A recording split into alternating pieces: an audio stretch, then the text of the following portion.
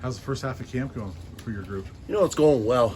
I think I'm just like any other offensive line coach in the nation right now. You're just wishing you had a little bit more depth. But right now, kids are doing well, working hard. Technique's coming, and a lot of new faces.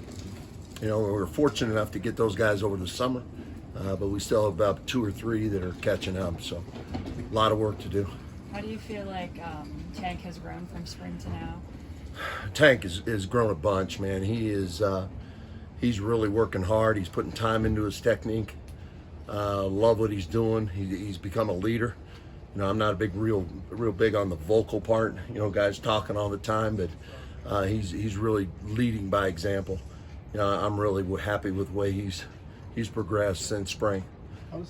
Sorry to cut you off. You're How's good. the synergy with Van Wells and Shador coming along? Good. They work well together and communicate a lot. And I know Shador, with the system that he came in with, had a lot of say in the protections and some things like that. It's a little bit different. The offensive line takes a little bit more of the protection amongst themselves, and a lot of stuff's built in. So just the communication there, that we're going to be okay up front. We're going to make the right calls and the right checks. Takes a little bit off him, off Shador. So his system's working well, and Bam's doing a great job. He's having a real good fall camp. Coach, we've heard Coach Prime say on a couple occasions, if we can protect number 2, we're going to be pretty good.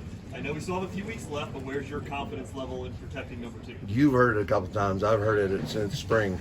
So worry about my job every day with that deal, buddy. So no, it's going okay. Our defense is very aggressive, a lot of pressure. Fortunately, we're seeing a lot of the same things that a little bit of the structure that TCU is going to run. So that helps in the overlap, and we'll start moving into a little bit more TCU stuff next week. But the protection part is it's being able to communicate together and being on the same page. And even when you're wrong, if everybody's on the same page, you're going to come out okay. It's those miscommunications where guys don't see things, they don't communicate on who's working out, who's working in. Things like that, but it's been going well so far to this camp. And again, seeing our defense is preparing us for everything. You were excited to get Jack here in the spring when he first committed. I mean, what is the impact has he had so far, just kind of helping other guys, especially in the interior, kind of learn things and pick things out? Between Jack and Savion, having run the system for the past 4 years, and really Jack 5, it really helps. The communication part and being able to relay the calls. We go so fast, there's not a lot of room for a lot of offensive line calls, so everything we run pretty much has to fit everything we can see, because we're not going to make a lot of checks up front, things like that. And we're going to play fast, and Jack brings a different element because he knows the system just like Savion, and Jack brings a certain sort of toughness that we don't have. He is a very physical kid. He takes a lot of pride in never getting beat, and he's just a grinder, man. I'm extremely happy with having him here. Both those guys, and like I said before, I think all these guys are embracing what we're doing, and the tempo part is coming. We're getting faster every day, and that means a lot. But it helps to have the guys in there making the right calls. At this stage of camp, are you at least tentatively set on the first 5, or are you still taking a hard look at different combos? And I remind these guys every day that every day your job's on the line, so you got to produce. So right now, I think there's a good group that I'm counting on, maybe 6, possibly 7, and we're just going to let it play from there. So I'm all about competition and individual, in practice. So everything I do in individual, I want these guys competing against each other, because it's going to be that way in the game. It's going to be a way in team, in practice, in life. So I want them competing. So right now we're really trying to develop that 2 depth is what I'm really concentrating on right now. How do you land a group of running backs you guys are looking for? It seems like there's a lot of diversity there, big guys, small guys, fast guys. That was a big question coming in, and Coach Flea's done a phenomenal job, and Coach Tommy's done an unbelievable job too. But those guys are running hard, man. I mean, we're happy with that group right now, and again, that's out of my realm a little bit. I don't have a say in that, which I shouldn't. I got enough things to worry about up front. But I, from what I've seen from the running back group, it's a mixture of speed and power. And another thing, and you brought up protections, they are doing an unbelievable job of protecting, because it isn't just those 5 guys up front in protections, and even our tight ends in our protections are doing a great job. So all those guys are getting coached well, and they know the system. So it's coming together. Landon Beebe is a guy who's played all over the line at the college level. How valuable is that for him, and where is he fitting in for you? Beebs is, right now he's more of an interior for us. He was an all-conference Missouri Valley tackle, which says a lot, if you know anything about the linemen from that league. So he can do it all. And the thing that Landon brings is a maturity, and he's a confidence. He's an extreme competitor. He's done a really great job this fall camp. I'm extremely happy with him, and he's pushing. He's going to see a lot of time.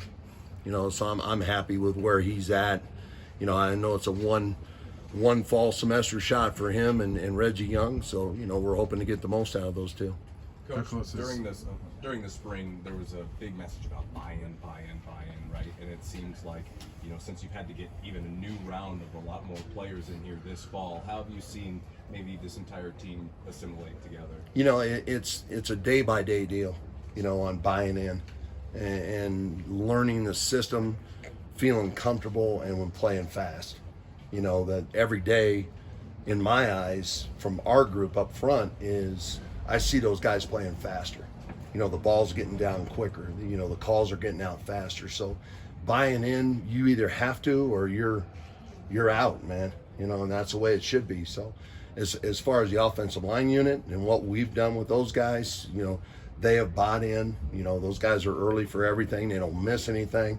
Because it isn't just about on the field with those guys to me. I want them doing everything right. I don't even want to hear a peep about them in a classroom deal or anything else. Because normally those guys you don't have to worry about off the field are your best players.